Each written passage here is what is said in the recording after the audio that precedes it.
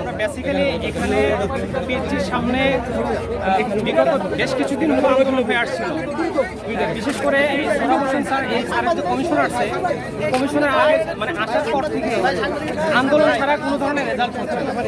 আমরা দেখতে পাই সাম্প্রতিক সময়ে বিভিন্ন ধরনের পরীক্ষার প্রশ্ন ফাঁস, সেটা রেলওয়ের উপর সহকারী প্রকৌশলীর প্রশ্ন ফাঁস এবং 46তম বিসিএসের যে প্রশ্ন ফাঁসের একটা খবর আমরা বেসরকারি টিভি চ্যানেলের মাধ্যমে পাই, চ্যানেল 24-এর মাধ্যমে পাই। কিন্তু সাম্প্রতিক সময় পিএইচজির একটা তদন্ত কমিশনের পক্ষ থেকে একটা প্রতিবেদন দেওয়া হয় এবং এই প্রশ্ন ফাঁসের বিষয়টাকে মানে সম্পূর্ণরূপে প্রত্যাখ্যান করা হয় যে এখান থেকে কোনো ধরনের প্রশ্ন পাস হয়নি। অথচ আমরা দেখতে পাই বিভিন্ন পত্রিকার মাধ্যমে যিনি প্রশ্ন পেয়ে পরীক্ষা উত্তীর্ণ হয়েছেন উনি 164 দিয়েছেন, যারা প্রশ্ন তাদের কাছে বিক্রি করেছেন তারাও 164 দিয়েছেন এবং এখন পর্যন্ত আদালতে ওনারা স্বীকারোক্তি দেওয়ার পরে তারা জেল হাজতে আছে। একটা তো আমাদের প্রশ্ন ফাঁসের বিষয়ে অভিযোগ, দ্বিতীয় আরেকটা বিষয় আপনারা জানেন যে এই বাংলাদেশের চাকরি প্রত্যাশীর একটা আস্থার জায়গা হলো বিপিএসসি। এখানে বিশেষ যারা দিতে আসে এক একটা পরীক্ষাতে 4 লাখ 5 লাখ 6 লাখের মতো প্রার্থী হয়, তারা আবেদন করে। সেখান থেকে প্রিলিমিনারি 200 মার্ক, রিটেনে 1100 মার্ক এবং ভাই 200 মার্ক, টোটাল 1500 মার্কের পরীক্ষা দ্বারা ওনারা এই প্রত্যাশায় থাকে ক্যাডার যদি নাও হতে পারে অন্তত পক্ষে আমরা একটা নন ক্যাডার চাকরি পাবো।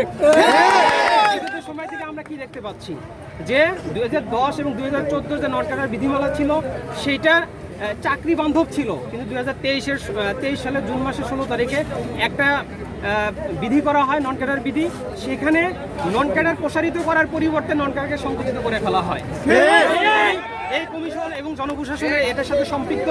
আমরা এই বর্তমান বাংলাদেশ যেটা 2024 সালের 5 অগস্টের হাজারো ছাত্র জনতার রক্তের বিনিময়ে যে বাংলাদেশ আমরা পেয়েছি সেখানে কোনো বৈষম্য থাকতে পারে না, সেখানে আবেদ আলী গঙ্গের কোনো জায়গা থাকতে পারে না, কোনো জায়গা পাইতে পারে না। আমরা পিএইচসিকে স্বচ্ছ নিয়োগ প্রক্রিয়ার মাধ্যমে দেখতে চাই, আস্থা রাখতে চাই। আমরা মনে করি এই কমিশনের চেয়ারম্যান সহকারী মেম্বার যারা আছেন তারা বিভিন্ন কারণে বিতর্কিত। বিগত স্বৈরাচারী সরকারের আমলে তারা বিভিন্নভাবে সরকারকে সার্ভ করে আসছে। সার্ভ করে আসার এক পর্যায়ে প্রাইস পোস্টিং হিসাবে তারা অবসরে যাওয়ার পরেও এখানে কমিশনের সদস্য হয়ে আসছে। কিন্তু আমাদের কথা এটা ছিল না, ওনারা যদি আমাদের প্রার্থীদের স্বার্থ দেখত যে প্রশ্ন ফাঁস এটা জ্বলন্ত প্রমাণ থাকা সত্ত্বেও কিভাবে তারা অমিট করতে পারে, আমাদের এটা বোধগম্য হয় না। এই জন্য আমাদের দাবি, সারা বাংলাদেশের চাকরি প্রত্যাশী সমস্ত ছাত্র সমাজের একটা দাবি হলো যে তারা এই কমিশনের উপর আস্থা রাখতে পারছে না। এই কমিশন যতদিন থাকবে আমরা ছাত্র সমাজ এনাদের আন্ডারে পরীক্ষায় বসবো না।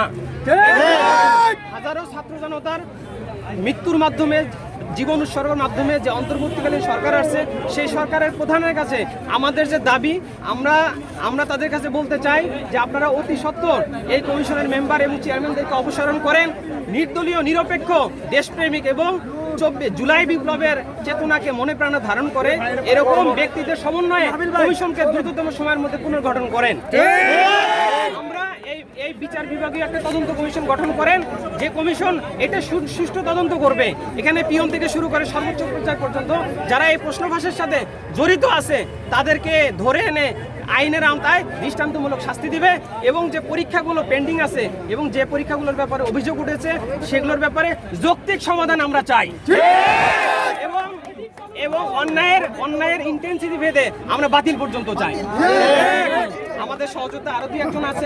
নাবিল ভাই, আমার নাম মোহাম্মদ ফারুকুল ইসলাম, আমি 43তম বিসিএস নন ক্যাডার।